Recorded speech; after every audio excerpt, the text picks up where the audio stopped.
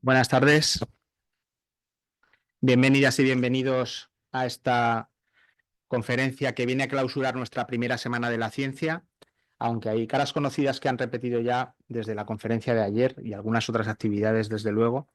Quiero hacer un pequeño balance, que no va a ser largo, pero sí, de alguna forma, enmarcar cómo llegamos a configurar que un historiador venga a cerrar la Semana de la Ciencia, lo que a priori podría parecer un poco extemporáneo, fuera de lugar, y ya verán cómo no es así, sino todo lo contrario. Cuando hace ya más de un año empezamos a pergeñar el plan de hacer una semana dedicada a la ciencia y empezamos a pensar qué disciplinas o qué ámbitos o qué formato le dábamos, pues lógicamente teníamos idea de hablar de matemáticas, algo que ya hacemos en nuestro ciclo de miércoles matemáticos. Pensamos en la física, en la química, en la astronomía, en las diversas disciplinas que nos encontramos. Y nos parecía que era muy complicado transferir una visión global en base a disciplinas concretas para un público general, pero también en concreto con los jóvenes que queríamos que participasen, con la gente de los institutos. Entonces hicimos una propuesta a los institutos en base a talleres muy manipulativos, muy cercanos, cosas cortitas de una hora, en la que han estado pasando por aquí pues casi 200 chavales y chavalas de los institutos de aquí de Calatayud y han estado viendo pues la física de la luz y el color, inventos matemáticos, técnicas de ingeniería, en fin, yo creo que se lo han pasado bastante bien por lo que hemos ido viendo. Lo han disfrutado y esperamos, yo confío, en que esta pequeña idea, no maliciosa, pero sí que intentábamos conseguir de que la ciencia no asustase, sino que fuese de algún modo atractiva y que persuadiese alguna posible potencial vocación, pues quizás lo hayamos conseguido, ojalá que así sea. Y un denominador común en estas actividades ha sido, en todo caso, una pequeña contextualización de cómo habían ido surgiendo las curiosidades, la motivación para desarrollar técnicas y desarrollar estrategias de resolución de problemas que han ido dando como consecuencia la elaboración de un corpus teórico, que es lo que venimos a denominar en aspectos generales ciencia, aunque la ciencia como tal, digamos que la base es el método científico y no el corpus teórico derivado de la aplicación de este método científico. Por tanto, hablar de ciencia desde el medievo pues, puede parecer de nuevo algo que está fuera de lugar y, en cierto modo, pues lo que consideramos como la ciencia oficial pues viene desde la revolución científica, la estipulación del método científico en adelante. Por tanto, aquí de lo que se habla no es de ciencia en sentido estricto, sino de la preciencia, de una especie de protociencia que viene derivada de la curiosidad, de la necesidad humana, que viene a dar respuesta, a buscar soluciones a cómo establecer mecanismos, sistemas, instrumentos y, en definitiva, tecnología para dar respuesta a algunas cuestiones, para vivir mejor o a veces también para matar mejor. Porque el profesor que tenemos hoy aquí, José Manuel, ha estado ya en varias ocasiones colaborando con la UNED de Calatayud, tanto aquí en Calatayud, hablando de logística de la guerra y de armamento y de cuestiones que están en el sentido de alguna forma, terminar más rápido los conflictos por la vía armada. Y en otras ocasiones, en otros centros, pues en otra serie de cuestiones. En concreto, pues en los últimos años ha colaborado con nuestras sedes de CASPE, de GEA de los Caballeros, también un curso que organizamos en Gotor, todos ellos seminarios del Departamento de Historia Medieval, del que él es director, él es doctor por la Universidad de Salamanca en Historia Medieval, pero actualmente es el director del Departamento de Historia Medieval y de Ciencias y Técnicas Historiográficas de la UNED, y nos ha ilustrado pues, en varias ocasiones sobre los mitos y la percepción de oscuridad que tenemos en la Edad Media, que sin embargo no responde a la realidad que evidencian los hechos, y una de estas facetas de oscuridad son los inventos que en muchas de las cenas que hemos tenido, de las comidas, de los paseos que hemos podido compartir y que es un privilegio poder hacerlo, pues nos ha ido de alguna forma introduciendo el gusanillo y la curiosidad de que había aquí materia para poder impartir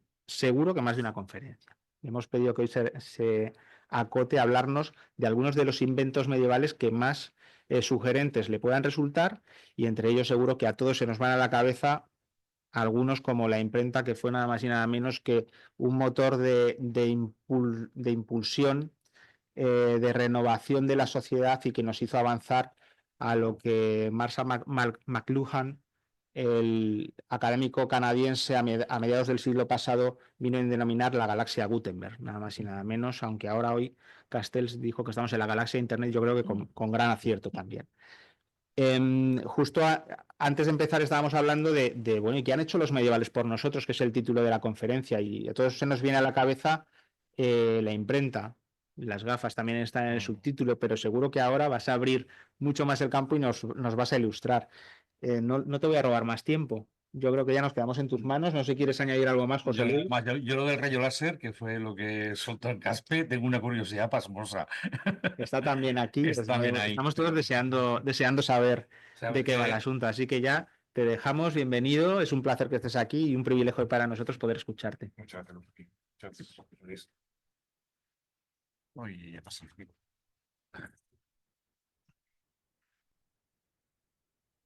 Bien, muchas gracias por vuestras amables palabras. Siempre es un placer estar aquí y comunicar lo que intentamos aprender e investigar, porque si no comunicamos no sirve para nada. Es una cosa, no somos ratones de biblioteca. Bueno, nos gusta la biblioteca, pero si no expandimos no vale para nada. Pero hoy vamos a hablar de ciencia, tecnología, ingeniería en el mundo medieval. Como ha dicho el director, a veces algunas personas pueden pensar eso de en el mundo medieval, ciencia, tecnología, avances científicos, eso es como es un oxímoron, ¿no? Es incompatible. Ese mundo medieval, ese mundo oscurantista, donde dominado por la Iglesia. ¿Cómo es posible eso? Bueno, pues es posible porque el ser humano no es tonto. Y el ser humano evoluciona. Y si la Edad Media consideramos que son 10 siglos, del siglo V del siglo V al XV, pues el ser humano tiene esa apaña y sigue evolucionando. No se queda colgado en lo que hizo Roma en el siglo V, a pesar de lo que nos dijeron la gente del Renacimiento del siglo XV, que decía que el mundo medieval había sido una época, un bacho oscuro de la época humana. Bien, ¿qué les debemos a los medievales? Pues les debemos muchas cosas, en muchos sentidos, desde el punto de vista cultural, científico, tecnológico y, por supuesto, también moral. Al fin y al cabo, somos herederos de una cultura romano-cristiana, que eso afecta en muchos aspectos, pero que no necesariamente obstaculiza el avance científico. Mi idea era colocar aquí la famosa escena pero no he podido desclararlo bien, la famosa escena supongo que han visto ustedes, la vida de Brian, la primera escena en la que está el complot de los judíos diciendo vamos a atacar a los romanos porque qué han hecho por nosotros. Y empieza, las carreteras, bueno, sí, las carreteras, el acueducto, carteras, el acueducto, los baños, sí, las carreteras, el acueducto, los baños, ¿por qué no están hechos por nosotros? La seguridad social. Pues eso era mi plan, ¿no? Pero no, desgraciadamente no he podido dejarlo y vamos a entrar en materia.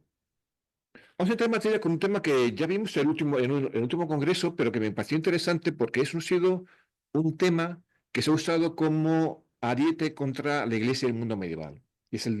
Son dos mitos. Uno es el mito de la tierra plana y otro es el mito de la inviolabilidad del hombre, o sea, que la religión impedía que se experimentase con el cuerpo humano. En muchas tierra planas, como saben ustedes, dice que en el mundo medieval la gente creía, todo el mundo creía que la Tierra era plana, lo cual es drásticamente falso. Es verdad que hay un par de autores medievales, religiosos, que opinan que la Tierra es plana, también basándose en una herencia griega, pero la inmensa mayoría de los autores, pensadores y escritores medievales, que su mayoría son religiosos, por cierto, basándose en la escultura y las bases grecolatinas, no tienen ninguna duda en decir que que la Tierra es completamente esférica, como una pelota. Digo una pelota porque ellos se ocupan mucho en identificar que es como una pelota y no como una pizza plana, sino como una pelota, y lo dicen claramente en los textos.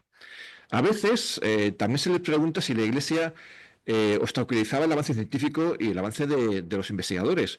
Y hay una famosa carta, una famosa respuesta de San Agustín de Hipona, diciéndole que si la Iglesia se tiene que meter en temas científicos, en temas, por ejemplo, de la esfericidad de la Tierra. San Agustín dice, bueno, dejar a los científicos que hagan ciencia y nosotros hacemos religión.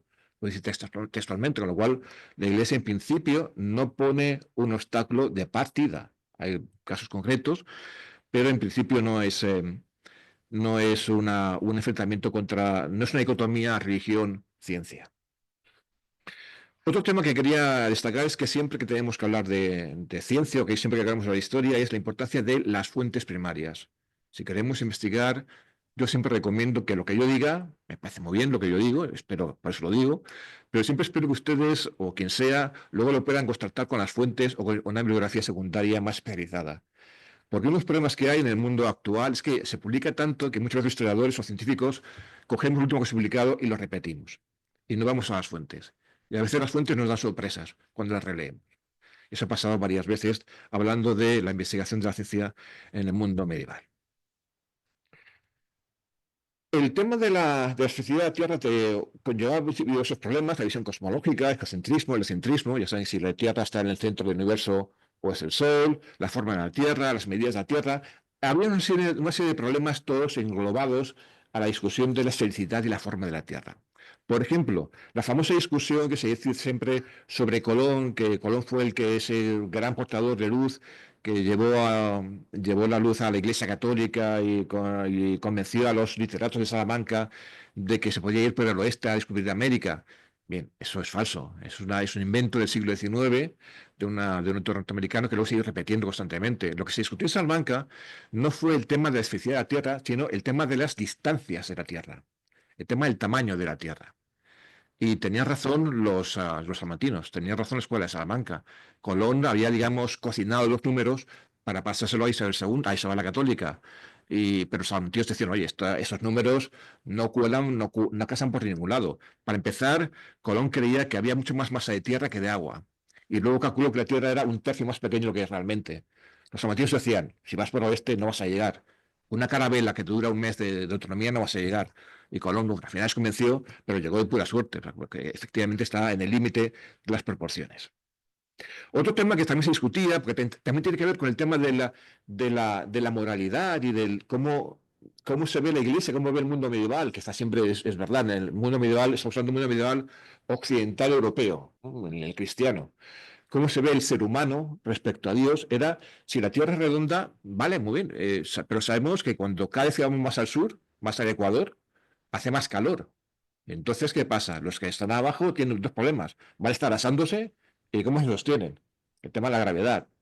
Y evidentemente esos problemas se resuelven ya a nivel teórico, porque todavía en el siglo XV todavía no han llegado a los antípodas, evidentemente, diciendo que es normal que que si estamos en el hemisferio norte de pie, en el hemisferio sur también la gente estará de pie. Con lo cual también se intuye, no se formula, la teoría de la gravedad. Y hay varios autores que ya, digamos, que intuyen o que, digamos, dan base a esa teoría de la gravedad. Y el tema del calor, bueno, pues dio lugar también a varias fantasías ilustradas, el viaje de Marco Polo, con gente que tenía grandes cabezas, grandes pies en la cabeza o eran totalmente negras, pero eso son cosas que no se conocían. Bien, otro campo que quería comentarles, empezando ya por aquí, es el tema de la óptica. Hablando de ciencias sociales, ciencias humanas, medicina. No voy a entrar yo mucho en tema de medicina, voy a centrar más en temas de ingeniería o invenciones. Pero el campo de la óptica es uno de esos campos que el mundo medieval destaca, sin duda alguna. Destaca tanto a nivel de estudios teóricos, estudio de la refracción, de la reflexión, de la descomposición de la luz, que ya se hacen ensayos en el siglo XIII al menos, como en el tema de intervenciones quirúrgicas de ojos. Y hay oftalmólogos, hay médicos especialistas en ojos. Los documentos dicen el médico que hace ojos, el médico que se especializa en ojos. Hay un famoso caso en el siglo IX, en Hakam II, en Córdoba, en el que el califa le pide a la ciudad, creo que era de Sevilla, que le trajesen al palacio al oftalmólogo, y Sevilla se queja, pues solamente tienen uno, y dice, si se va a la corte, nos quedamos sin oftalmólogo en Sevilla. Entonces ahí había una disputa, pero el documento viene a decir que había una conciencia, había una especialización de la oftalmología. Lo que tienen ahí es otro de los derivados y esos campos de estudios oftalmológicos, que es el campo de estudio también de las lentes. del tallado del cristal, que también es una evolución. El cristal se conocía en el mundo romano, pero no se usaba como lente. Y el tallado de lente es una cosa puramente medieval, como lupa, ¿no? Primero, no, aquí no se ve muy bien, pero lo que se ve a la derecha es una especie de piedra que hace de lupa, ¿no? Lo que es el primer, digamos, el primer invento o la primera evolución. Y luego se pasa directamente esa piedra lupa, se puede montar en un pequeño soporte, y luego el siguiente paso es retallarla, hacerla más fina, hacerla más pequeñita, hacerla más móvil, y tenemos las gafas. Las gafas son del siglo XIII en Occidente. En Occidente, porque en Oriente, en este caso, no hay gafas, no se conocen las gafas en ese momento. Sobre su descubrimiento, hay una disputa entre dos franciscanos. Estamos hablando siempre de fines del siglo XIII, Roger Bacon y otro franciscano italiano. Aunque ambos se reconoce que se basan en estudios previos árabes del siglo XII. Los árabes, la cultura islámica, ya habían empezado ellos en el siglo noveno, décimo, a investigar sobre el campo de la óptica. Esos escritos se traducen en el siglo XII y se empiezan a comprender, a estudiar en el siglo XIII. Derivados de esos estudios árabes o musulmanes, en Occidente, Roger Bacon y demás van a desarrollar el tema de las lentes y la óptica. Las lentes en el sentido como un desarrollo práctico de los estudios ópticos. Roger Bacon, como saben, es un experimentalista. Él está muy en contra de aquellos que solamente opinan que lo importante es la filosofía, observar. Y dice Bacon, bueno, observar está bien, pero si no experimentas, no llegamos a ningún sitio. Es lo que produce ese derivado, ese producto práctico que son las lentes, los óculis. Y como están viendo ahí, en la mayor parte de los casos, en el mundo medieval, las lentes no tienen patillas. Las patillas se suelen poner más tarde. Hay casos muy raritos, fin del siglo XV, pero por lo general eran binóculos que se ponían montados sobre la nariz. Esto es del siglo XV, pero lo que vemos aquí a la izquierda es del siglo XIV. Es un monje con unas lentes oscuras, no sabemos muy bien por qué lo pintó así ilustrador. Además está jugando a los dados, con lo cual es nada ortodoxo el asunto, pero no tenemos más explicaciones de por qué se ha pintado ese monje con las gafas tintadas. Deben tener en cuenta que los religiosos en el mundo medieval había muchísimas categorías de religiosos. Había religiosos que se llamaban religiosos de corona, de tonsura, que solamente se tonsuraban, pero no eran nada más, hacían de todo, y de hecho hay un montón de legislación municipal diciendo que cómo se pasan 4 pueblos estos monjes tonsurados, pero no tienen ningún voto hasta pues prelados, párrocos, obispos, pero cada uno tenía un voto diferente. Por tanto, no sabemos muy bien si el monje que ven ahí es solamente un monje de corona o tendría algún voto. Bien, aquí tenemos el famoso imagen de...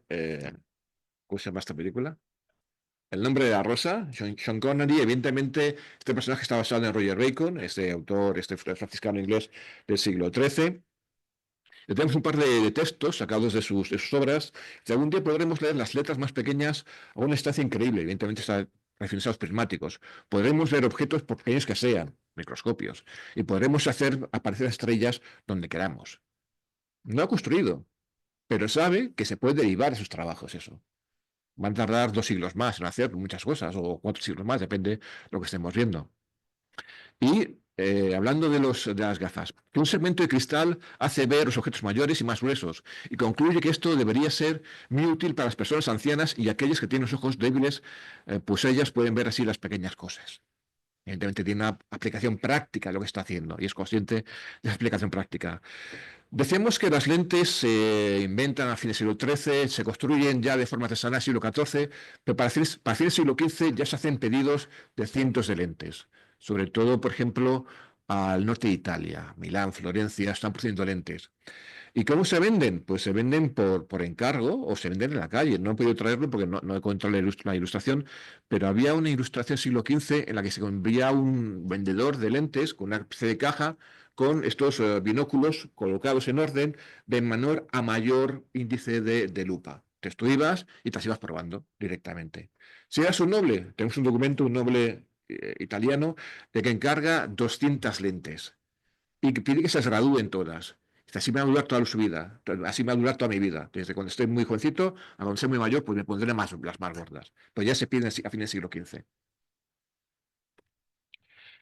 Volviendo al tema de las ciencias sociales y ciencias humanas, tenemos el tema del mito de la Tierra plana, que es un mito que se ha perpetuado, ¿no? Bueno, Esto es de Walt antes Disney, que como nada, saben, hijo, como saben tienes ustedes. que quitarte de la cabeza todas estas ideas medievales y retrógradas. Hay que dejar libre el camino a las ideas nuevas. Hay que estar consciente de los fabulosos descubrimientos del hombre en los siglos venideros. ¿Y comprendes? Eso será una gran ventaja. ¿Qué ventaja ni qué pamplinas? Si el chico va por allí diciendo que el mundo es redondo, ¿lo van a creer lunático? ¿El mundo es redondo? Sí, es redondo. Y también está girando. En el futuro se hará redondo. No. El mundo ya es redondo, pero el hombre lo descubrirá hasta dentro de varios siglos. Y también va a descubrir que el mundo es solo una pequeñísima parte del universo. ¿Universo? Uy, solo estás confundiendo al chico. Si sigues así, logras confundirlo tanto que pronto no sabrá ni cómo se llama. El hombre recurre al pasado para aprender. La historia no se puede enseñar al revés, Merlín. Las cosas que no han pasado no se pueden comprender. Ya, basta. Muy bien. Ya que eres tan sabio, Arquímedes, te dejo el campo libre. Tú eres el maestro ahora. Bien, es una escena súper conocida, pero que es una muestra de esa cultura popular que sigue demostrando hoy en día que, vamos, sigue requiriendo hoy en día que el mundo medieval la gente creía que la Tierra era plana. Esto tiene varios temas. Uno el tema es felicidad, otro tema también es el de rotación. Y otro tema es también el de la traslación. En el mundo medieval, como muchas culturas antiguas, de hecho, se sabía que la Tierra rotaba en sí mismo. Y de hecho, tenemos esferas armiliares del menos del siglo XIII. Hay restos en museos y también en iconografía, con lo cual no es más que un cliché tras otro. Un cliché tras otro que, si bien a nivel popular pues puede tener un pase, pero que lo digan científicos o literatos o astrofísicos, pues hace más daño, ¿no? Además, sobre todo teniendo en cuenta que la astronomía era una de las ciencias del quadrivium. Las ciencias se enseñaban obligatoriamente a las universidades. O sea que se llama el trivium, las letras, y el quadrivium, las ciencias. Esas ciencias eran aritmética, gramática, aritmética y astronomía dentro del quadrivium. Pero tengan aquí esta opinión que es del bibliotecario de la Biblioteca Nacional de Estados Unidos. Dice: un fenómeno europeo de amnesia escolar afectó al continente desde el año 300 después de Cristo hasta al menos 1300. Durante esos siglos, la fe cristiana y el dogma suprimió la imagen de un mundo que había sido dibujado tan lenta y penosamente por los geógrafos de la antigüedad. Pues, es otro que ha leído a un geógrafo del siglo XIX francés anticlerical, la ha seguido y se ha quedado, no ha ido a las fuentes. Pero las fuentes, repito, cualquiera mínimamente interesado saben que demuestran que la Tierra no solamente gira, sino que es redonda y se integra con otros planetas en su movimiento.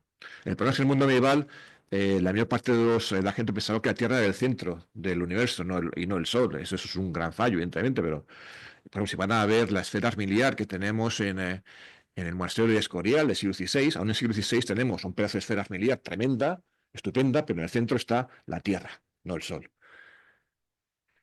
Bueno, que lo diga, bueno, es bibliotecario, pero también lo dijo Carl Sagan de la serie Cosmos, o también lo dijo el que ven aquí, no sé por qué, creo que no está en la parte inferior de la pantalla. Bueno, es otro astrofísico muy famoso de Estados Unidos que tiene muchísimos programas de divulgación, pero es el tema de los científicos algunas veces, que no son historiadores, pero deberían leer más. Y entonces, si cualquier científico lee cosas de historia, pues debería saber que esto no es así. Bien. Esto no sé si es aquí. Bien, decíamos que dentro de las ciencias básicas, otro campo que es esto de la aritmética, los cálculos, cómo se hacen los cálculos en el mundo medieval. Cualquiera que haya intentado hacer cálculos con números romanos es complicadísimo, es muy complicado. En el mundo medieval realmente tienen dos opciones: o cálculos muy sencillos como los romanos, usaban ábaco. El ábaco se usa muchísimo en el mundo medieval occidental. Igual que en Oriente, pues el ábaco también se usaba en Occidente. Y luego todo eso se facilita, se va a mejorar con la introducción en Europa, en Occidente, de los números indoarábigos, los números del 0 al 9. Primero del 1 al 9 y luego un poquito más tarde el 0. Son de origen indio-árabe, que se introducen en Europa cristiana a partir del siglo XII, ya se empezó a usar, se populariza en el siglo XIII, para el siglo XIV ya casi todo el mundo usa la numeración indoarábiga. Lo cual va a facilitar muchísimo los cálculos de todo tipo: trigonometría, aritmética, cálculos de planetarios y todo ello. También se usan los números y los cálculos para diversos campos, por ejemplo, la criptografía, el secreto, la clave de mensajes, el cifrado.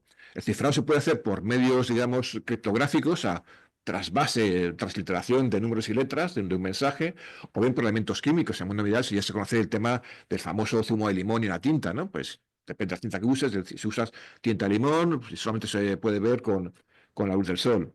Y eso también es una cosa que también se ocupó de ello Roger Bacon, que era un hombre como del Renacimiento, pero del siglo XIII, ¿no? Dice, loco aquel que escriba un secreto de modo que uno pueda, cualquiera lo pueda descifrar. Entonces, a la raíz de estudios de criptografía hay un montón de trabajos, tanto del mundo árabe, muy importantes ya en el siglo XII y el siglo XI, como en el mundo cristiano occidental, sobre todo a partir del siglo XIII y siglo XIV. Ramón Llull, para hacer una de sus eh, obras de razonamiento lógico, filosófico, también es una especie de círculo criptográfico que se puede combinar las cifras para dar una serie de soluciones. La cartografía es uno de sus campos que avanza en el mundo medieval, sin duda alguna. No sé, el descubrimiento del mundo no hubiera sido posible sino de sus avances del mundo medieval, que parte, por supuesto, del hecho de la Tierra es redonda, en múltiples de manifestaciones. Se desarrollan nuevos instrumentos como el astrolabio para conocer la latitud.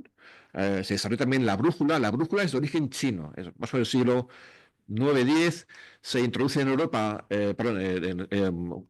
hay dudas, entre el 4 y el 4 y octavo, se introduce en Europa más tarde, se introduce la brújula directamente por el mundo árabe, el mundo musulmán, pero lo que hace en Europa cristiana es perfeccionarla. Se desarrolla lo que se llama la brújula marítima, una brújula que está aislada para que cualquier tipo de elemento férrico que esté en los barcos no la afecte y tenga, digamos, un señalamiento propio independiente de los campos magnéticos del barco. Lo curioso es que a mí siempre me va a pensar de que hasta el siglo XIII el mundo musulmán, la cultura islámica, es claramente más avanzada a nivel científico que la cultura cristiana, pero claramente más avanzada. Ha bebido de las mismas bases, de las bases grecolatinas, las ha desarrollado y para el siglo XIII da vueltas en muchos campos a los pensadores occidentales cristianos. Pero a partir del siglo XIII hay un cambio de tornas, hay un gran avance en el mundo occidental y en el mundo islámico no es que se paren, pero el avance es mucho más lento, es mucho más pausado, con lo cual hace que para el siglo XIV la mayor parte de los avances científicos sean producidos en Occidente.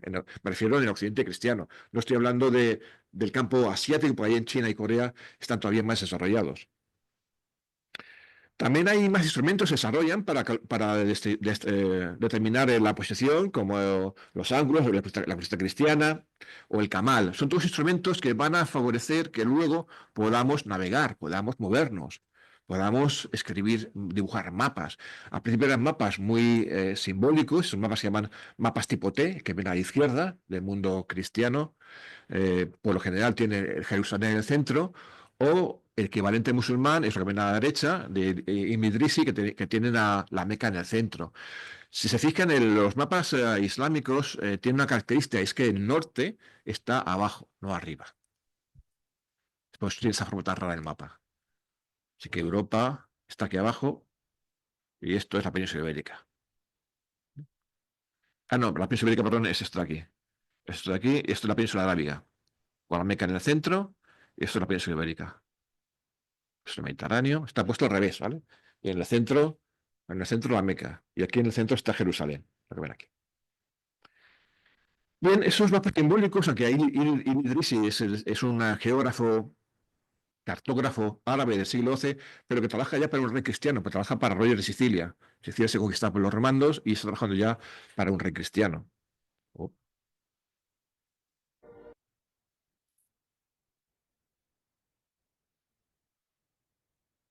Bien, esto es una composición del Atlas del Idrisi, siglo XII, que ve que ya está bastante más desarrollado. Ya también se le ha dado la vuelta. Es digamos, una fotocomposición del siglo XIX, de este mapa del siglo XII. Aquí ven claramente la península ibérica, la península italiana, la península arábiga, el oriente lejano. Saben que en la época romana ya se sabía que existía India y China. No había muchos contactos, pero sabía que existían India y China. En el mundo medieval esos contactos se afianzan se afianzan a través de la ruta de la seda, las rutas especias, el contacto con los mongoles, el contacto de los comerciantes musulmanes con la India. Todo eso hace que, evidentemente, el conocimiento del mundo lejano oriental pues se vaya favoreciendo, se vaya haciendo más firme. Esta es la península ibérica al revés, según Idrisi. Sería Algeciras, por aquí. Algeciras. Bien, otros ejemplos.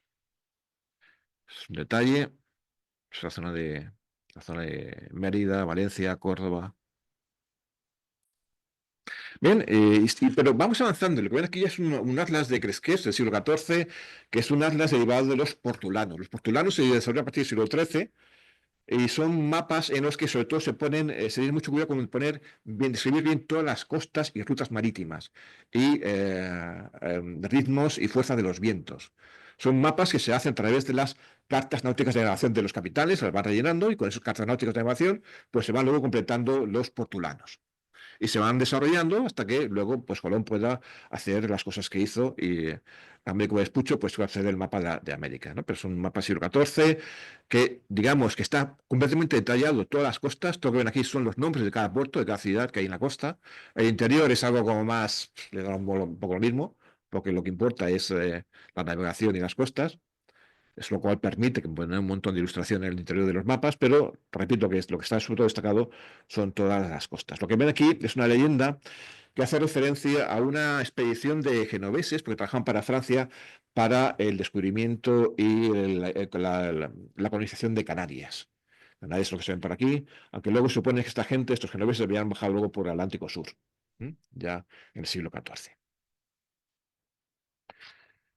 Bien, puntos de partida, aunque llevo ya 40 minutos, vamos a ir intentando resumir un poco. Decíamos que el punto de partida son las bases romanas, el mundo medieval es un claro continuador del mundo romano, no hay una ruptura. Es verdad que durante el siglo V y VI, las llamadas primeras grandes invasiones, hay una disrupción en el sentido de que no hay un avance, hay una especie de mini estancamiento, es verdad, digo, siglo V, VI hasta el VII. En estancamiento, pero no hay una pérdida completa. Aún los autores intentan escribir para preservar el conocimiento. Por ejemplo, San Isidro de Sevilla, bajo visigodos, hace una especie de enciclopedia para que ese conocimiento que está ahí no se pierda ante los posibles ataques o posibles invasiones. Pero es verdad que hay cierto estancamiento. En el mundo romano, los romanos fueron unos grandes ingenieros, pero unos pésimos inventores. Los romanos cogen ideas de los griegos, las desarrollan a tope, son unos ingenieros perfectos, pero luego, aunque se conocen los principios básicos, porque ya hemos conocido a los griegos, no llegan a desarrollar maquinaria específica. Se han postulado varias razones, quizás por el tema del que no hacía falta porque tienen un montón de esclavos. El caso es que, por lo general, no desarrollan nuevos equipamientos más allá de lo que ya habían, digamos, dado la base los griegos. Pero hasta hace no muchos años se creía que en el mundo romano no habían usado los molinos de agua. Decían que conocían la fuerza, pero que no lo habían usado. Hasta que hace no muchos años se descubrió este conjunto en una colina en Arles del siglo IV de 12 molinos de agua. Aprovechan la caída para moler grano. Y solamente lo usan para eso. Pero no, hasta hace no mucho se creía que los romanos no usaban molinos de agua. Ahora ya sabemos que usan molinos de agua, también usan norias. Bueno, las norias son más tarde. Y al investigar el tema de la tecnología y la ciencia, tenemos varios problemas. Una de ellas es pecar de eurocentrismo, cuestión de ahora mismo me estoy centrando en la Europa cristiana. Y otro tema que hay son dos problemas más. Un tema es el determinismo tecnológico, hasta qué punto la tecnología, la innovación tecnológica determina o marca una cultura en la sociedad. Y el otro es el tema del difusionismo. Los inventos, de dónde vienen y a dónde van. Y eso es muy peligroso. Además se usó, por ejemplo, por Hitler para justificar muchas de sus medidas, ¿no? Porque él pensaba que toda tecnología había partido de Europa Central y que luego se había expandido al resto del mundo. Sabemos que hoy en día eso no es así. Hay inventos que surgen de varios sitios, hay inventos que vienen de China y llegan a Europa, inventos que salen de Europa, por ejemplo, parece el molino de viento y van a Medio Oriente y luego hacia Oriente. Inventos que parecen que tienen un desarrollo paralelo en distintas partes del mundo, por necesidades lógicas, que ambas partes del mundo desarrollan al mismo tiempo, pero es un tema importante. Y otro problema que tenemos es el tema de las fuentes de sentido de conservación de fuentes. Cualquier historiador sabe que, más un medievalista, sabe que no tenemos todas las fuentes. Y como si yo digo una cosa hoy, mañana puede descubrir una fuente nueva que me machaque. Entonces, digo, bueno, pues he dicho esto, pero han descubierto nuevas cosas. Entonces, hay que tener mucho cuidado con el tema de las fuentes y con la aparición y la desaparición de instrumentos que creíamos que no existían, pero que luego existían. Por ejemplo, el tema de la bomba de agua. El tema de la bomba de agua se postula en el siglo IV. Los griegos y los romanos saben la base, pero luego no hemos vuelto a hablar nada de ellos, de la bomba, hasta el siglo VII, VIII, cuando los bizantinos la emplean para los sifones de fuego griego. ¿Qué ha pasado ahí? ¿La han redescubierto? ¿Es que no sabíamos que sí seguía conocimiento? Pues el caso es que hay un lapsus de unos cuantos años, unos cuantos siglos, mejor dicho, que ese conocimiento parece que se pierde, pero probablemente no se haya perdido, sino que estuviese conservado en otros sitios. ¿Quiénes investigan? Pues investigan básicamente dos tipos de personas. Uno son los religiosos, porque tienen tiempo y tienen dinero, entre otras cosas. Tienen una curiosidad intelectual por avanzar. Y otros son los profesionales, los ingenieros, la gente que se gana la vida inventando cosas para poder trabajar, los arquitectos, los artistas, ¿no? ¿Existen los ingenieros? Pues sí, existen los ingenieros. En el siglo XIII lo que existe se llaman maestros en genios o maestros de genies, maestros de máquinas. Y a partir del siglo XIV ya aparece la palabra ingeniero, aquel que se dedica a inventar y a desarrollar máquinas. Sobre todo se usa para temas de ingeniería militar, pero luego también se usa para muchos temas, por ejemplo, los arquitectos, los escultores. Y muchas veces son ingenieros que se van formando de padre a hijo o de forma familiar. No tienen un espacio, no hay una escuela de ingeniería en el mundo medieval, sino que es padre e hijo o por experiencia te van enseñando. Aquí he puesto los temas más de la industria y los gremios, no voy a entrar en ellos, porque un tema que se decía es que los gremios habían obstaculizado la base de la ciencia, lo cual tampoco es cierto. Es verdad que a veces ponen cierto freno para ciertos jóvenes. Saben que el gremio es una estructura gremial muy jerárquica, donde hay maestros, unos aprendices y unos que entran. Entonces tienes que hacer un trabajo para luego seguir escalando en el gremio, bien seas un armero, bien seas trajes con cristal o con joyas. Pero parece que no terminó tanto una parada del avance. Lo que ven a la izquierda es del cuaderno de Villiers de Hennecourt. Hennecourt fue un artista, escultor, arquitecto francés del siglo XIII, que iba con su cuaderno de trabajo, pero tenía sus esquemas y bocetos de obras, de robots, de autómatas, de diseño de columnas, de diseños de perfiles, y con ese cuaderno de obras iba, digamos, con su otra presentación, se presentaba al sitio, mire, esto es lo que yo puedo hacer, y hacía las cosas. Entonces, podemos imaginar que había muchos más artistas ingenieros que tenían su propio cuaderno de obras para ir aprendiendo, ir anotando y luego también ir mostrando lo que eran capaces de hacer.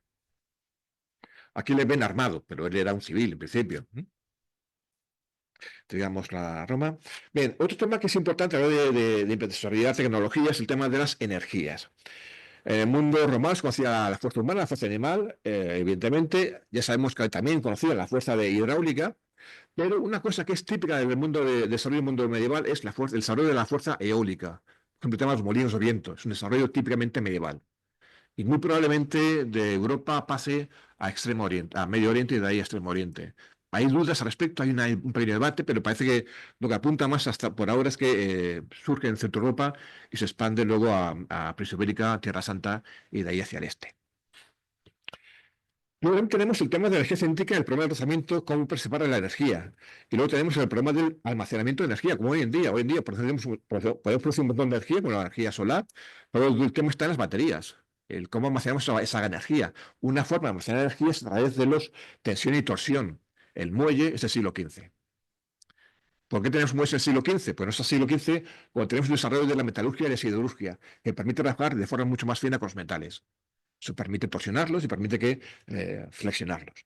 La teoría del muelle es del siglo XVIII, pero la práctica del muelle ya es del siglo XV. Aquí tenemos ejemplos del uso de energía hidráulica. Voy a pasar muy por encima, pues si no, es imposible. Aquí tenemos, por ejemplo, un par de ejemplos de cómo usar la energía hidráulica para poder moverte a ti mismo. Y le hemos puesto unas paletas y hace que gire y hace que la barca se vaya moviendo. Aquí está atado. O que vaya, por ejemplo, muriendo. A veces están algunas esas barcas que ponías dentro de los ríos, las usaban como una especie de molinos de agua. Molinos para moler grano, pero en el centro del río, donde había más velocidad. En este caso se supone que puedes moverte, ¿no? Siempre que estuvieses atado. Otros avances medievales, pues aplicados al campo, el tema de los atalajes y los arados. Saben que en el mundo medieval, uno de los desarrollos que hay en el mundo medieval, a partir del siglo XV, es lo que se llama el arado pesado, que es un arado que mezcla madera, pero con las puntas metálicas, que en el mundo romano por general no se conocía o no se usaba, al menos no se usaba de forma generalizada, que sí se hace a partir del siglo VI, X, en Europa, sobre todo surge en Centro Europa, en Bohemia. Se usan arados que son pesados, metálicos y además están volcados. Tiene esa forma transversal que permite profundizar más, levantar la tierra y volcarla para airear la tierra. Es un invento medieval. Eso produce unas mayores cosechas, lo cual facilita o hace que en el siglo XI haya una expresión demográfica en Europa, que eso va a facilitar las cruzadas y más cosas, ¿no?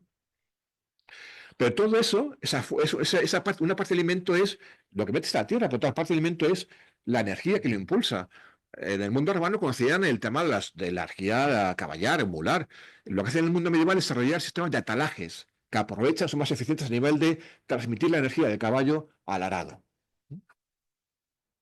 Sobre todo el enganche del pecho es un enganche que mejora mucho la transmisión de energía, la eficiencia y también la salud del animal. Decimos que los avances del mundo medieval a nivel de energías es el molino de viento. Molino de viento que tiene varias etapas.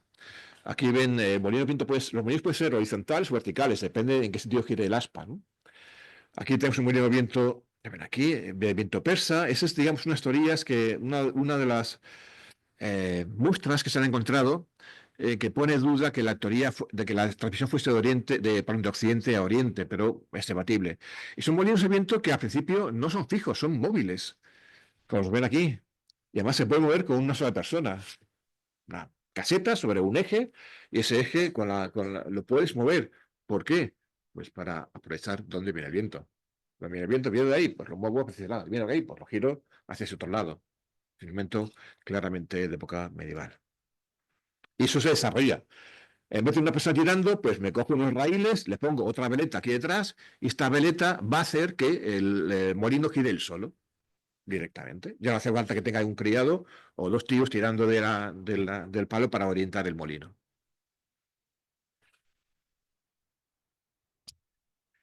En la fuerza hidráulica, aquí también la fuerza hidráulica no es solamente colocar el navío en el mar, sino también es desarrollar los engranajes para aprovechar esa energía. Esa energía que digamos que también tiene, al igual que los ejes, se puede aprovechar la energía por la parte de arriba, por la parte de abajo, vertical o horizontal. No voy a entrar en ello porque voy muy tarde. Lo que tiene a la izquierda es también el cuaderno de Vilar de Jonecourt. Esto que ven aquí es una maqueta de una. No sé si se ve. Sí, es una maqueta de un autómata, de una paloma que podía moverse, podía mover la cabeza. Y esto que tienen aquí son instrumentos para hacer, para cortar y para clavar postes en los lechos de los ríos, para poder hacer luego puentes. Una ballesta, aquí tenemos otro desarrollo del siglo XV, de otro molino náutico. Hay un montón de ejemplos en las miniaturas, en la literatura. Otro ejemplo de otra miniatura del siglo XV también. Ingeniería aplicada, ya hemos hablado del campo. Otro desarrollo es el tema de la noria, que evidentemente saben que el mundo árabe lo desarrolla en profundidad. El tema de las construcciones, cómo se levantaban las catedrales, cómo levantaban los grandes edificios del mundo medieval, sobre todo para el siglo XIII, esas grandes catedrales góticas que se levantan decenas de metros de altura. Bien, el elemento básico es la grúa. La grúa ya se conocía en el mundo romano. Para eso pues puede hacer lo que hacen. Lo que pasa en el mundo medieval es que las grúas tiene una especie de explosión de tipos. Hay un montón diversos de tipos de grúas, más grandes, más pequeñas, con una fuerza humana, con una fuerza de tipo que se le puede seguir a ardilla, ¿no? No es una ardilla, es un hombre. Pone una rueda y ahí van 1, 2, 3 o 4 hombres girando sobre la rueda para tirar del gancho, ¿no? Lo que pasa en la modernidad, digamos que multiplica el tipo de grúas que se emplean, pero la vasta tecnología base es romana. Aquí tenemos otro ejemplo de cuaderno de Jonecourt. Y unos avances que hay en el sentido de desarrollo de grúas son las grandes grúas portuarias. Inmensos aparatos en el siglo XIV-XV, sobre todo aparecen primero en la zona de Flandes y luego de ahí se expanden al resto de Europa, que pueden manejar, sirven para manejar las grandes cargas, los grandes buques cada vez más grandes, las grandes cocas y carabelas. Aquí tienen varios ejemplos. Cómo se puede montar sobre la torre o no. Las antiguas, un ejemplo típico del siglo XIII castellano, cómo se transporta material, cómo se sube. El tema de las poleas es un tema, bueno, ya se conocía antiguo, solo que se pueden poner poleas múltiples, pero claro, polea seguro se puede usar para muchas cosas, para construir o para subirte al amante. Esto es de códice de Manesse del siglo XIII, es un códice centroeuropeo. Esto aquí la ha dicho la persona, bueno, pues me subo al amante, pero de forma fácil. Me pongo una polea, una grúa y me lo subo. Bien, la metalurgia también experimenta desarrollo. A partir del siglo VII, VIII, IX es una metalurgia muy básica, es un día reforjado y conforme pasamos en el mundo medieval tenemos mejores técnicas de forjado, mejores técnicas de hornos. Los altos hornos en Europa no pasan hasta el siglo XIII, XIV. Saben que en Europa hasta ese momento tenemos hornos que no tienen no producen suficiente calor como para fundir metal, sino solamente para ablandarlo y luego se forja, se martillea. Y luego se va mejorando con la introducción de la energía hidráulica para mover esos pilones, esos martillos que van a forjar el material. Son famosos pilones o bateas del mundo vasco. O sea, siglo XVI también se usan para moler el mineral de forma automática con la energía hidráulica. Bien, otro campo de desarrollo es el desarrollo de las industrias textiles. Es un desarrollo muy importante porque tuvo un gran efecto a nivel social. Saben que las primeras huelgas que en la Europa cristiana son las huelgas de los tejedores de lana y tejedores de seda de norte de Italia y de Flandes. Así que un avance tecnológico al final desemboca en el desarrollo social. Son la lucha por los derechos de esos tejedores. Con los telares y batanes que se van a desarrollar a partir del siglo XIII y sobre todo ya el siglo XIV ya es una industria casi formal. Obsesiones medievales, bien, ¿dónde estamos? ¿Qué hora es? Movimiento perpetuo, autómatas, atius, citius, fortius. ¿Dónde estamos? Ya hemos contado un poco cuando hemos hablado del tema perdón, cartografía. Desarrollar instrumentos como astrolabio, como escuadras específicas, para saber en qué latitud de la Tierra estamos. ¿Qué hora está? En la hora es no solamente nos sirve para decir en qué hora vivimos, sino también porque es una cosa determinante para poder navegar. Poder saber el tiempo, los minutos, se usa mucho para la navegación. Y aquí tenemos varios tipos de relojes. En el mundo medieval tradicionalmente usaban las horas canónicas, pues al amanecer, luego oramos, mediodía, comemos, otro rezo, vísperas, cenamos, nos gustamos, otro rezo. Esa hora canónica, esa hora religiosa, va a ser dominante hasta el siglo XII. A partir del siglo XII, siglo XIII, esta evolución mecánica, esta de desarrollo científico, posibilita un desarrollo social. Y es que la sociedad deja de depender de la hora canónica, deja de depender de la hora eclesiástica. Y se desarrollan, digamos, relojes civiles, bien sea relojes de arena, relojes de agua, hay varios sistemas, o relojes de molinillo, que viene a la izquierda. Y esto hace que a partir del siglo XIV, fíjense, XIV, ya en casi todas las plazas de los grandes municipios haya un reloj municipal. A partir de una gran torre, pero va a ser ese reloj municipal el que marque la vida de la urbe, no el reloj de la catedral. Va a ser el reloj del ayuntamiento. Y por supuesto, el siguiente mecanismo, el siguiente paso es miniaturizarlo, hacer relojes más pequeñitos. Saben ustedes que en el siglo XVI, Felipe II y Carlos V eran grandes coleccionistas de relojes mecánicos de este tamaño, pero que se desarrollan ya desde el siglo XIV. Pero también un cambio, no solamente a nivel tecnológico, sino también a nivel social. Otro tema que tenemos en desarrollo es el tema de los autómatas y robots. Es un tema que desarrollan, como siempre, en principio, en el mundo, a la cultura islámica. Aquí tenemos un par de ejemplos de cultura en la izquierda. De cultura, no son, perdón, estos son bases griegas, de Filo y de Ero. Te han puesto dos ejemplos porque tenemos cómo usan una base que luego no se aprovecha hasta muchos siglos más tarde, que es el base del vapor de agua. Se conoce en el mundo griego ya que el vapor de agua es capaz de mover cosas. Aquí tenemos este mecanismo. Calentamos, a la derecha, calentamos una esfera llena de agua, ponemos dos pitorritos, acción-reacción, el vapor va a hacer que la bola gire. Así que el principio de la acción del vapor de agua se conoce en el mundo medieval. Se va a emplear para hacer juguecitos, para hacer pequeños autómatas en el mundo medieval, pero a nivel industrial no se usa hasta el siglo XIX. Pero a la base ya es antigua. Otro ejemplo es el caso de un mecanismo del siglo X musulmán que movía un autómata que podía girar y dar la hora. Otro de inventos medievales es el tema de imprenta. Aquí quería detallar un poquito más. Es el tema de imprenta. Y la imprenta no solamente en el sentido de poder imprimir cosas, sino lo que marca el cambio es la imprenta con los tipos móviles. El hecho de imprimir una cosa ya se conocía en el mundo medieval, se conocía en el mundo chino ya pues en el siglo I antes de Cristo. Tener una placa que tú la tallas, le pones tinta y la pones sobre un tejido y eso queda imprimido. Eso ya se sabía en el mundo romano, en el mundo clásico, tanto occidental como China. La diferencia, lo que hace que la imprenta sea lo que es el uso para escribir a través de tipos móviles. O sea, cada carácter lo pones en una especie de tipo, un solo carácter, que luego lo pones en cajitas, le vas moviendo y puedes ir componiendo el texto. Esos tipos móviles va a ser lo que marca la diferencia, de antes y después. Esos tipos móviles pueden ser de formas de madera, los antiguos, o de metal. Gutenberg no solamente usa la imprenta, no solamente usa tipos móviles, sino más hace que esos tipos móviles sean metálicos.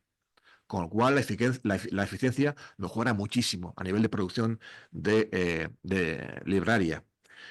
Aquí un problema muy curioso. Los tipos móviles también se conocían en el mundo asiático, en China, en Corea, en el siglo XIII. Tiene un problema curioso y es que tiene un idioma muy complicado. Tienen caracteres muy complicados y les cuesta horrores componer textos largos con sus caracteres ideográficos. Mientras que en Europa, con caracteres mucho más sencillos, son más fáciles de componer. De hecho, en Corea, como saben ustedes, a partir del siglo XV, los coreanos que habían vivido de la cultura china se cansan, dicen, esto es muy complicado, y van a desarrollar el alfabeto propio coreano, que es mucho más simplificado. Usan hoy en día solamente un carácter. Pero digamos que el avance no es solamente la imprenta, no es solamente la tinta, sino también los tipos móviles de metal. Eso se combina con la tinta y se combina con el papel. El papel, que en principio es algo que no se usaban, se usaba antes el pergamino, que es cuero, piel de animal, bueno, no, eso es, el pergamino es otra cosa, ¿cómo se llama lo de los libros medievales?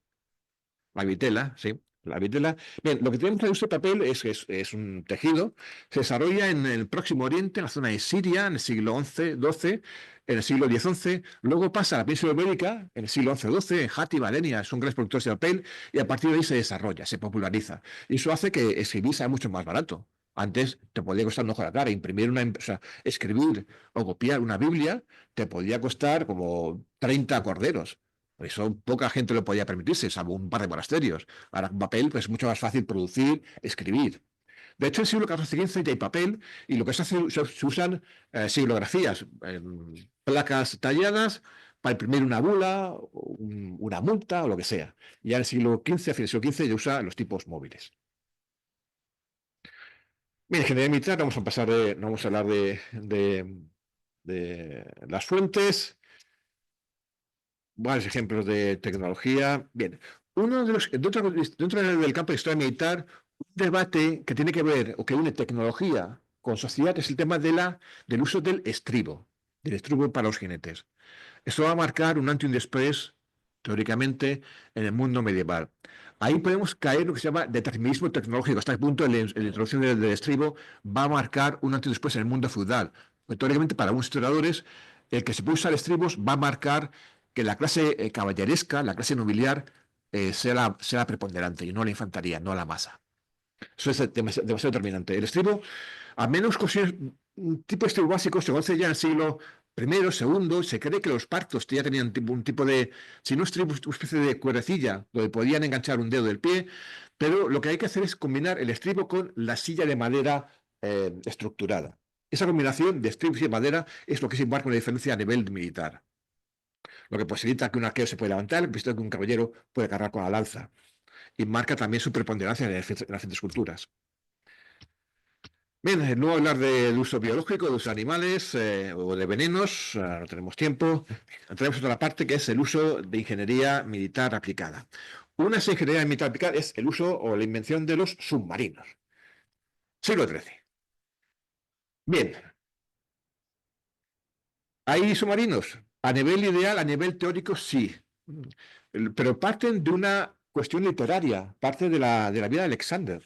Es un texto medieval, tenía origen clásico, pero medieval, muy popular del siglo XIII, en el cual hay un pasaje en el que se ve que Alexander se cae de la borda y es capaz de sobrevivir bajo la cubierta del barco que se había hundido. Cualquier marinero que sepa nadar, pues no sabe nadar, se ahoga, pero cualquier marinero que sepa nadar sabe que si la barca vuelca, va a tener una cámara de aire en la parte superior de la barca. Eso se va a intentar aplicar en la literatura y luego la gente dice, bueno, pues es verdad, hay una cámara de aire, vamos, eso se tiene que poder desarrollar. Y ya Roger Bacon, por ejemplo, en el siglo XIII, pero más pensadores, siglo XIV, siglo XV, hay un montón de ideas, desarrollan, proponen varios tipos de buque submarino, ¿no? Un buque que se pueda hundir y la gente pueda respirar dentro de ese buque, además que tenga una especie de paletas para poder moverte, ¿no? Pues claro, estás dentro del buque como te mueves, ¿no? Una especie de pedales, con la marca de pedales hoy en día, con eso te mueves, ¿no? Y eso sí es el sistema de flotación, como ven, muy básico. En vez de lo interno, tiene fuera cuatro, cuatro bidones, los vacías o los llenas y con eso te hundes o no te hundes. Otro invento que se desarrolla, ya aparece menos planteado siglo XIII, es el tema de los torpedos. Bueno, eso deriva también del desarrollo de la pólvora en el mismo siglo XIII.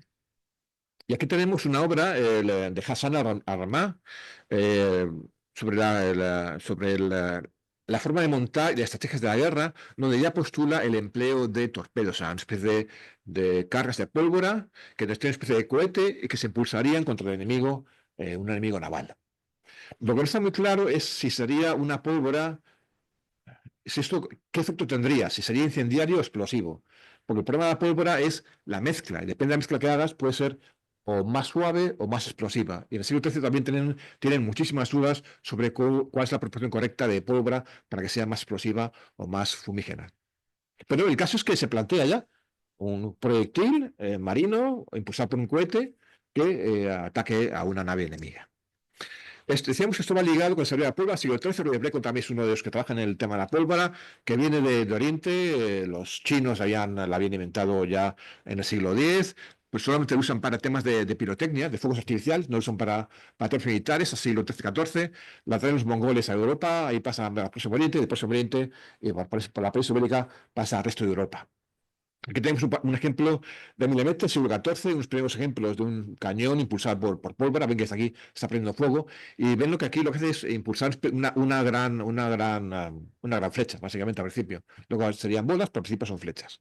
Desarrollos, pues tenemos este multiórgano que se ponían en las puertas, puertas de los castillos, para cuando asaltaban la puerta, dar fuego, prender el multiórgano y que cada uno de los cañones disparasen una ráfaga para arrasar con toda la infantería que te viniesen por la puerta del castillo. Esto es un dibujo de Da Vinci, pero el invento no es suyo, el invento es anterior, ¿no? Hay múltiples aplicaciones de la pólvora a partir del siglo XIII a nivel militar. Aquí tenemos ejemplos musulmanes, mamelucos, lo que ven a la izquierda, lanzas de pólvora, lanzas que se pueden proyectables. Aquí tenemos como un primer jinete puede usar una especie de cañón de mano portátil. Ya tenemos a partir de fines del XIV, de ahí cañones de mano portátiles que se usan en el siglo XV, que darán luego lugar a los mosquetes y arcabuces del siglo XVI. Aquí desarrollan cómo debes cargarlo, cómo debes dispararlo. También existían las granadas que lanzaban o pólvora, siglo XIII, o fuego griego, o un material incendiario. El tema del fuego griego, ¿saben? Es otro invento medieval. El fuego griego es una masa compuesta probablemente de nafta o un derivado de petróleo, con probablemente salitre, potasio, pero que lo que hace es que prende fuego a cualquier cosa, incluyendo el agua. De hecho, es muy inflamable. Lo usan los bizantinos para la defensa de Bizancio a fines del siglo VIII y principios del siglo IX, que marcan la diferencia de poder sobrevivir como cultura. Saben que Bizancio es sitiada varias veces por los musulmanes, siglo VII, siglo VIII, siglo IX, y al principio los bizantinos se van a defender usando el fuego griego, o bien lanzándolo, o bien usando el sifón, que proyecta fuego griego desde la proa de sus barcos, y que va a determinar su victoria. En el mundo occidental y el mundo árabe no van a ser capaces de copiar el fuego griego. El fuego griego la característica que tiene es que sobre el agua sigue prendiendo. Sigue prendiendo fuego y además incluso hasta 1 metro por debajo del agua. Los occidentales van a intentar copiarlo, occidentales y los árabes van a intentar copiarlo, pues se van a quedar en la mezcla de nafta con aceite, resina y poco más. Sigue siendo muy inflamable, pero no es capaz de prender bajo el agua, como si hace el fuego griego. Hay muchísimas hipótesis y muchísimas teorías. Bien, carros de combate. Pues sí, también hay desarrollo de carros de combate. Siglo XIV, siglo XV, guerras husitas, principios del siglo XV, ellos empiezan a desarrollar carros cada vez más fortificados, más armados, y al principio es un carro que le pones unas cuantas tablillas, bueno, usas ballestas, ¿vale? Eso vale, le pones luego una cobertura, empiezas a usar cañones de mano, vale, y luego, ¿y por qué esto no hago que se mueva solo? Pues eso se van moviendo, se van movilizando. Una especie de evolución de los pequeños carros usitas del principios del XV a carros ya más móviles, más mecanizados en los planes y el fin del siglo XV. Aquí tenemos otro movimiento, un especie de coche, otro carro, también del siglo XV, de Manuel Kieser, de Vegano, siglo XIV. Es un plano de Da Vinci, un carro que ya sería automático, un carro de combate que tendría bocas de fuego, tendría lanzas y que se movería, bueno, que se mueve con ruedas y con un sistema de Carnequín, de piezas metálicas que tú vas dando la manivela o hay dando la manivela y haces que tu carro de combate se mueva. Eso es un plan que sepamos, nunca se lleva a la práctica este carro de combate de Da Vinci, pero la idea ya existía. Aquí tenemos esto. Sí. Bien, decíamos que volvíamos a Roger Bacon con el tema de las gafas, el tema de la óptica. Lo que he puesto aquí son dos ejemplos porque son muy curiosos. Son de las pocas piezas que tenemos auténticas de época medieval, de gafas. Lo que ven aquí, lo que ven a la izquierda, es el resto de una gafa que se encontró en una letrina de un convento. Probablemente se rompiera y la tirasen a la letrina y ya está, no me sirve, pues ahí se queda. Y luego fue encontrada no hace mucho tiempo. Tenemos unos pocos ejemplos que tenemos de gafas medievales. Y lo que ven a la derecha, el manuscrito es del siglo XI, pero evidentemente en el siglo XI también no había gafas. Alguien en el siglo XIII, siglo XIV, que tiene estas gafas, estaba leyéndolo, se la puso ahí, metió el libro en la estantería y se olvidó de él. Y nos ha quedado la marca de la gafa. La parte la parte de madera ha desaparecido, pero ha quedado la huella de la parte de la gafa al descomponerse en la madera. Es otra prueba de que no solamente la teoría, sino además existía. Bien, aquí claramente esto se ha ido. Bien, el uso de estudios ópticos para armas. Roger Bacon era un franciscano, era un religioso. Algunos dicen que era muy pacífico, pero no era tan pacífico. Roger Bacon es uno de los defensores de la cruzada. Y para Roger Bacon el uso de armas es útil para defender, para llevar a cabo la cruzada. La cruzada no para convertir, sino digamos para sentar las bases para una pacificación del territorio donde luego pueden ir los predicadores. Tú no puedes usar las armas para convertir, pues tú puedes usar las armas para pacificar la zona y luego que vayan predicadores. Y él es especialista en óptica y va a desarrollar elementos ópticos de forma indirecta y de forma directa. Una forma indirecta de usar la óptica, pues a través de imágenes que sean proyectadas, una caja cerrada, una figurilla, sale una pequeña abertura y eso proyecta una imagen de un diablo, pero lo proyecta grande, claro. Eso sirve para ahuyentar al enemigo. Se propone, ¿no? Si es de medianoche, se va a usar esta linterna y proyectamos un diablo para que ahuyente al enemigo. Esto que ven aquí, que parece Yoda, no, este es siglo XIII, es original. Es auténtico. Es un manuscrito inglés del siglo XIII. Y, bien, ¡ay, por Dios! Decíamos que Roger Bacon es el que propone esas ideas.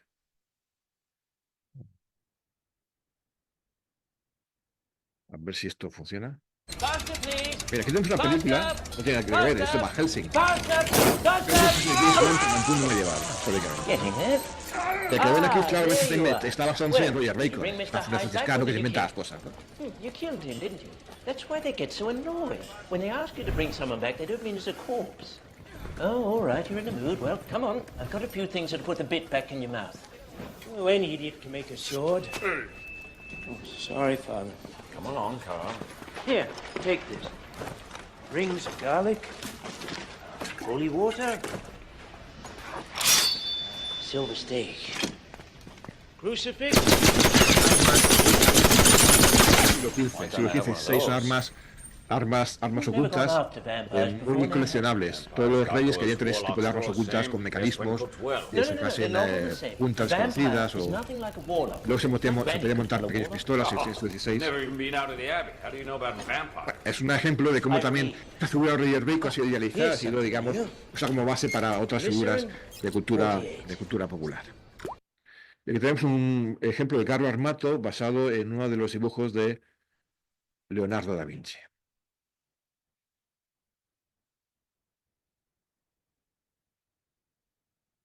Que han visto antes, aquí tiene la sección y cómo se movería con las bocas de fuego y las ruedas que moverían el carro de combate.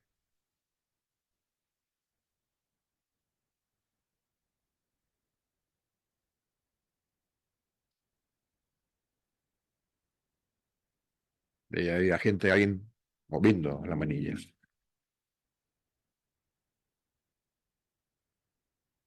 Básicamente es lo que es.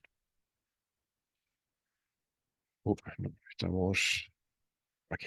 Bien, decíamos que Roger Bacon postula varias cosas y también postula lo que, sabiendo a conocer una especie de rayos láser. Dice, ese dispositivo, porque los rayos de luz se conducen a cualquier lugar que deseemos y se juntan por refracciones de tal manera que se quema cualquier cosa que se coloque allí más allá, falta por texto, más allá de la vista. Eso no es aplicar luz solar. La luz solar tiene que ser a distancia de la vista. Si dices que se puede proyectar más allá de la vista, implica que hay una fuerza mayor que la puramente de energía solar. Y por eso han dicho que es la tecnología láser.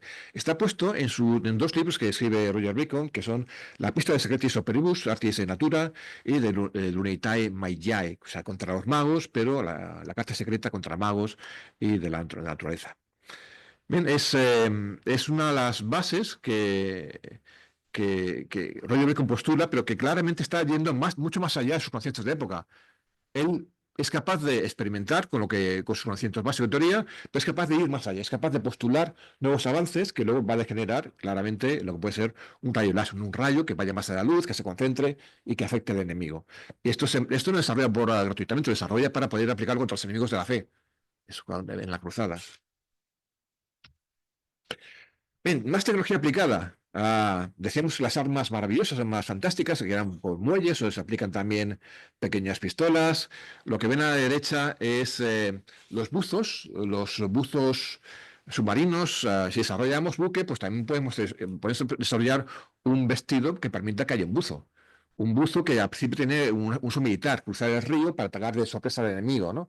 Hay varias teorías, hay varios ejemplos, sobre todo en el siglo XV, pero que básicamente tiene un tejido lo más aislante posible, con una cámara que respire. En este caso hay varias formas para que respire, o bien sacando una especie de boya que respire por fuera del agua, o una mini campana que acumule el aire. Hay varias teorías que postulan los técnicos, los ingenieros del siglo XV. Hay más inventos, por ejemplo, la ballesta, que es un arma que es muy típica del mundo medieval, de hecho es un origen cristiano que luego lo van a copiar los árabes de hecho la llaman el arco cristiano, la ballesta, es mucho más potente que un arco normal, se va haciendo cada vez más pequeño, hasta llegar al balestrino. Lo que ven aquí es un balestrino es de ese tamaño, es una mini ballesta. Y de hecho hay un escrito del siglo XV, es de René, un caballero francés que viene a España, viene a Barcelona en el caso concreto, porque le han dicho que hay un armero árabe, un armero moro, pero que trabaja en Barcelona, que es capaz de hacer ballestas que disparan debajo de la manga oculta por el vestido. Eso es como Yerbón, o sea, es como hacer así, tener una manga ancha y disparar con una ballesta por debajo de la manga. Pues ya había en el siglo XV un armero moro que trabajaba en Barcelona y que viene un rey francés para pedirle un encargo específico. Eso es lo que ven aquí se llama el balestrino, ya es de fines del siglo XVI, principios del XVII, pero ya en el siglo XV en Aragón ya había gente que hacía cosas curiosas. En este caso el balestrino es un muelle. En vez de impulsar esto realmente se carga esto, se va girando y es un muelle que tensa. Y lo que ven aquí es una miniatura del siglo XIII, pero que hace referencia a un pasaje de una crónica inglesa en la que matan a un rey inglés en el váter. Le pone un mecanismo de presión, de tal manera que cuando se va a sentar en el váter, en el campamento, dispare una lanza o una flecha. Y así se lo carga.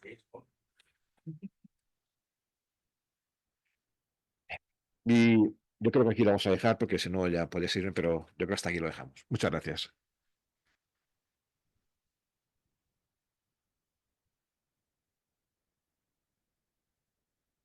No, no. Otro día, sí, no.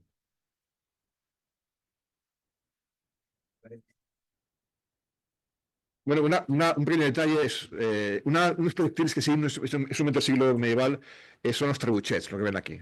esas grandes máquinas de asedio que son en principio con el peso fijo y luego y luego un peso móvil que se dispara y es un gran avance del mundo medieval a nivel de armas de asedio, ¿no? Eso aquí es el ejemplo de la película Timeline, que también usan fuego incendiario. Ojo, chicos. Ojo, chicos, es fuego griego. Podemos saltar por los aires. Despacio y con cuidado, que no se derrame. Bien. Allez, les trébuchets, plus vite. Monsieur, vous allez combattre au nom de la justice. Monsieur, à votre côté. Allez, monsieur, allez, plus rapidement. Eso es una ametralladora, es una caja de carga, disparo. Es una lucha grande por disparar. Los grandes.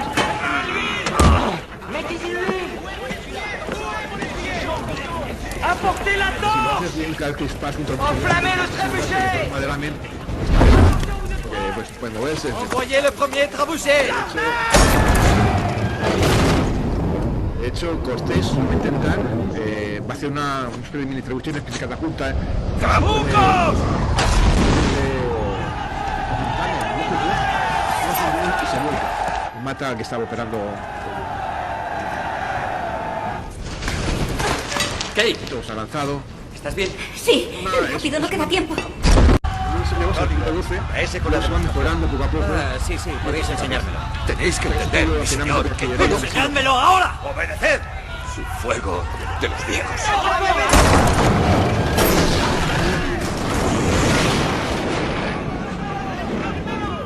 ¡Paren! ¡Que lo disparen! ¡Adelante!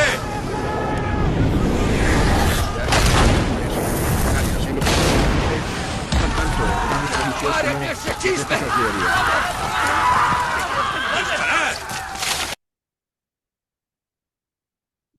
La persona no podía dejar de pasar.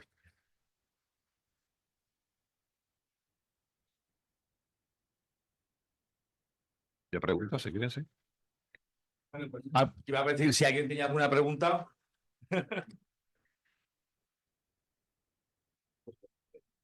Parece que no.